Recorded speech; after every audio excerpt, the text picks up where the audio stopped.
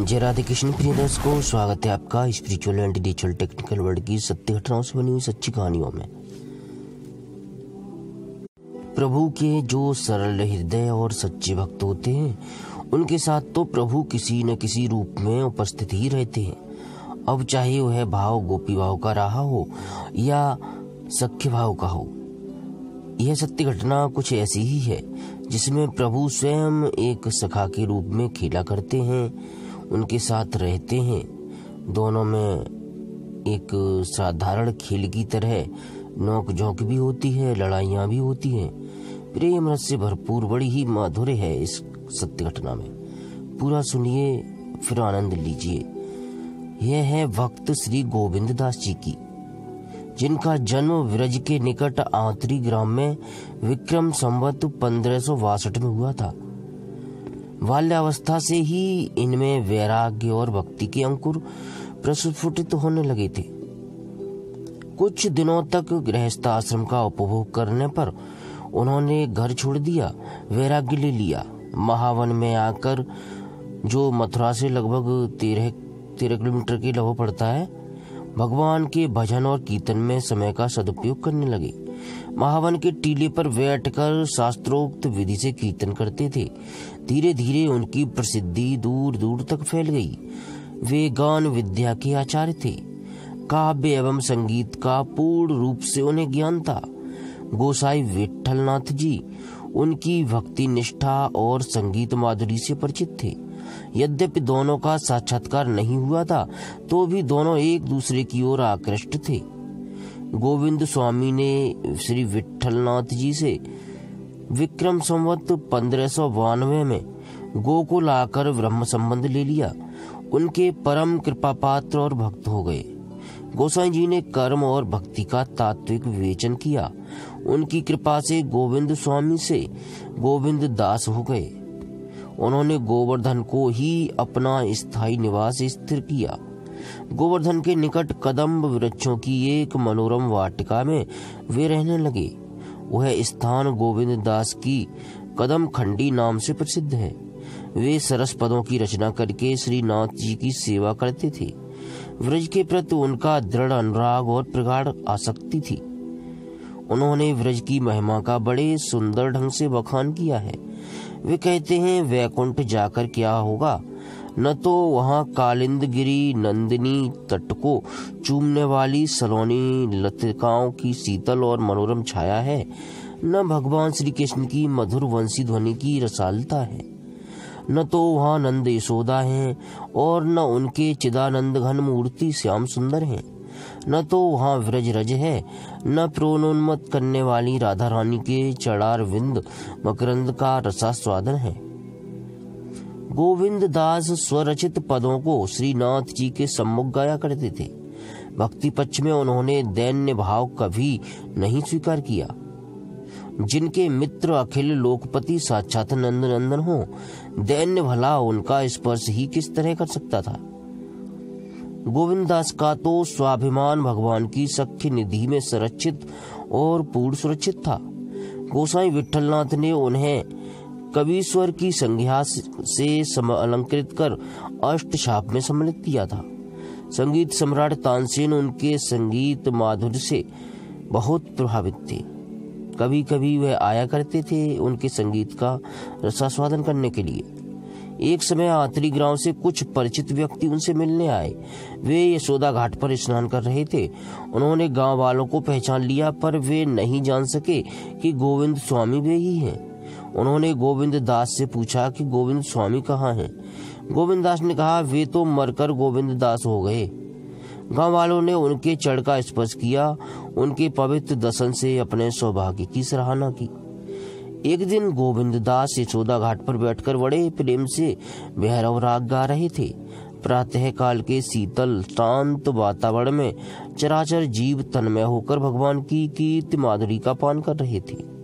बहुत से यात्री एकत्र हो गए। भक्त भगवान के रिझाने में निमग्न थे। वे गा रहे थे, आओ मेरे गोविंद गोकुल चंदा, भय बड़े बार खेलत जमुना तट, बदन दिखाए देहो आनंदा, गायन की आवन की विरिया, दिन मन किरण होते अति मंदा, आए तात मात छतियां लगे, गोविंद प्रभु व्रज जन सुख कंदा। भक्त के हृदय की वात्सल्य ने भैरव राग का माधुर्य बढ़ा दिया। श्रोताओं में बादशाह अकबर भी प्रछन्न वेश में उपस्थित थे। उनके मुख से अनायास वाह वाह की ध्वनि निकल पड़ी। गोविंद दास पश्चाताप करने लगे और उन्होंने उसी दिन से श्रीनाथ जी के सामने भैरव राग गाना छोड़ दिया। उनके हृदय में अपने प्राणेश्वर प्रेम देवता व्रज चंद्र के लिए कितनी पवित्र निष्ठा थी। गोविंद दास जी की भक्ति सख्य भाव की थी। श्रीनाथ जी साक्षात प्रकट होकर उनके साथ खेला करते थे, बाल लीलाएं किया करते थे। गोविंद दास सिद्ध महात्मा और उच्च कोटि के भक्त थे। एक बार रासेश्वर नंद नंदन उनके साथ खेल रहे थे। कौतुकवश गोविंद दास ने श्रीनाथ जी को कंकड़ मारा। गोसाई विठलनाथ जी से पुजारी ने शिकायत की। गोविंद दास ने निर्भयता पूर्वक उत्तर दिया कि आपके लाला ने तो 3 कंकड़ मारे थे। श्री विठल ने उनके सौभाग्य की सराहना की। भक्तों की लीलाएं बड़ी विचित्र होती हैं। उनको समझने के लिए प्रेम पूर्ण हृदय चाहिए, सरल हृदय चाहिए। एक बार गोविंद दास जी श्रीनाथ जी के साथ गुल्ली खेल रहे थे। राजभोग का समय हो रहा था। भगवान बिना दाव दिए ही मंदिर में चले गए। गोविंद दास ने पीछा किया, श्रीनाथ जी को गुल्ली मारी। प्रेम राज्य में रमण करने वाले सखा की भावना मुखिया और पुजारियों की समझ में न आई। उन्होंने उनको तिरस्कार पूर्वक मंदिर से बाहर निकाल दिया। गोविंद दास रास्ते पर बैठ गए। उन्होंने सोचा कि श्रीनाथ जी इसी मार्ग से जाएंगे, बदला लेने में सुविधा होगी। उधर भगवान के सामने राजभोग रखा गया। मित्र रूठकर चले गए। विश्वपति के दरवाजे से अपमानित होकर गए थे। भोग की थाली पड़ी रह गई। भोग अस्वीकार हो गया। सखा भूखे हों, रूठे हों और भगवान भोग स्वीकार करें, असंभव बात थी। मंदिर में हाहाकार मच गया। व्रज के रंगीले ठाकुर रूठ गए। उन्हें तो उनके सखा ही मना पाएंगे। विठलनाथ जी ने गोविंद दास जी की बड़ी मनौती थी। वे उनके साथ मंदिर आ गए। भगवान ने राजभोग स्वीकार किया। गोविंद दास ने भोजन किया। मित्रता भगवान के पवित्र यश से धन्य हो गई। एक बार पुजारी श्रीनाथ जी के लिए राजभोग की थाली ले जा रहा था। गोविंद दास ने कहा कि पहले मुझे खिला दे। पुजारी ने गोसाई जी से कहा। गोविंद दास ने सख्य भाव के आवेश में कहा है कि अपने आपके लाला खा पी कर मुझसे पहले ही गाय चराने निकल जाते हैं। गोसाई जी ने व्यवस्था कर दी कि राजभोग के साथ ही साथ गोविंद दास को भी खिला दिया जाए। भगवान को जो जिस भाव से चाहते हैं वे उसी भाव से उसके बस में हो जाते हैं। एक समय गोविंद दास को श्रीनाथ जी ने प्रत्यक्ष दर्शन दिया। वे श्याम ढाक पर बैठकर बंसी बजा रहे थे। इधर मंदिर में उत्थापन का समय हो गया था। गोसाई जी स्नान करके मंदिर में पहुंच गए थे। श्रीनाथ जी उतावली में वृक्ष से कूद पड़े। उनका वागा वृक्ष में उलझकर फट गया। श्रीनाथ जी का पट खुलने पर गोसाई विठलनाथ ने देखा कि उनका बागा फटा हुआ है। बाद में गोविंद दास ने रहस्योद्घाटन किया। गोसाई जी को साथ लेकर वृक्ष पर लटका हुआ चीर दिखलाया। गोविंद दास का सखा भाव सर्वथा सिद्ध था। कभी कभी कीर्तन गान के समय श्रीनाथ जी स्वयं उपस्थित रहते थे। एक बार उन्हें श्रीनाथ जी ने राधा रानी सहित प्रत्यक्ष दर्शन दिए। श्रीनाथ जी स्वयं पद गा रहे थे और श्री राधा रानी जी ताल दे रही थीं। गोविंद दास ने श्री गोसाई जी से इस घटना का स्पष्ट वर्णन किया। श्रीनाथ जी ने उनसे प्रकट रूप से बात करते थे। श्रीनाथ जी उनसे प्रभु श्री कृष्ण से प्रकट रूप में ही बात किया करते थे, पर देखने वालों की समझ में कुछ नहीं आता था। एक समय श्रृंगार दर्शन में श्रीनाथ जी की पाग ठीक रूप से नहीं बंधी गई थी। गोविंद दास ने मंदिर में प्रवेश करके उनकी पाग ठीक की। भक्तों के चरित्र की विलक्षणता का पता भगवान के भक्तों को ही लगता है। गोविंद स्वामी ने गोवर्धन में एक कंदरा के निकट विक्रम संवत 1642 में लीला प्रवेश किया। उन्होंने आजीवन श्री राधा कृष्ण की श्रृंगार लीला के पद ही गाए। भगवान को अपनी संगीत और काव्य कला से रिझाया। सबके भाव से हमेशा ही उनकी पूजा की। प्यारे भाई बहनों, सच है कि प्रभु श्री कृष्ण जगतपाल, उन जगतपाल के समक्ष हमारी विसात ही क्या है।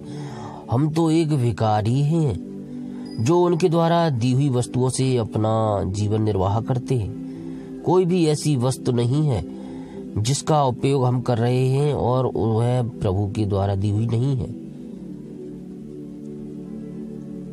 तो फिर हम उन्हें क्या दे सकते हैं? कुछ भी तो नहीं। भाई, हमारा कुछ बनाया हुआ तो है नहीं जो हमें उन्हें अर्पित कर सकते। एक भाव है जो हम उन्हें दे सकते हैं, समर्पित हो सकते हैं। यदि वो भी न दे पाए तो इस जीवन का सार्थक होना तो बनता ही नहीं है। इसलिए उस भाव को हमें किसी न किसी तरह अपने हृदय में जगाना होगा, और वह तभी उत्पन्न हो सकता है जब प्रभु की लीलाओं का श्रवण करें, गुणगान करें। तो अधिक से अधिक प्रभु की लीलाओं को सुनिए, उनको अधिक से अधिक शेयर कीजिए, और मेरा मनोबल बढ़ाने के लिए उन्हें लाइक कीजिए और चैनल को भी सब्सक्राइब कीजिए, जिससे अधिक से अधिक लोग इससे जुड़ें और मुझे भी इसमें आनंद आने लगे। मिलते हैं अगले किसी वीडियो में किसी नई सत्य घटना के साथ। तब तक के लिए किसी प्रकार की त्रुटि के लिए प्रभु श्री कृष्ण से भी क्षमा चाहता हूँ, और अपने सभी प्रिय दर्शकों से भी। और अब आइए वही प्रतिदिन की तरह कली संतड़ोपनिषद में आया हुआ जो एकमात्र इस जीवन कलयुग में सहारा है भवसागर से पार उतरने का, उसे बोलते हैं, गुनगुनाते हैं, मनन करते हैं। हरे राम राम राम हरे हरे, हरे कृष्ण कृष्ण कृष्ण हरे हरे।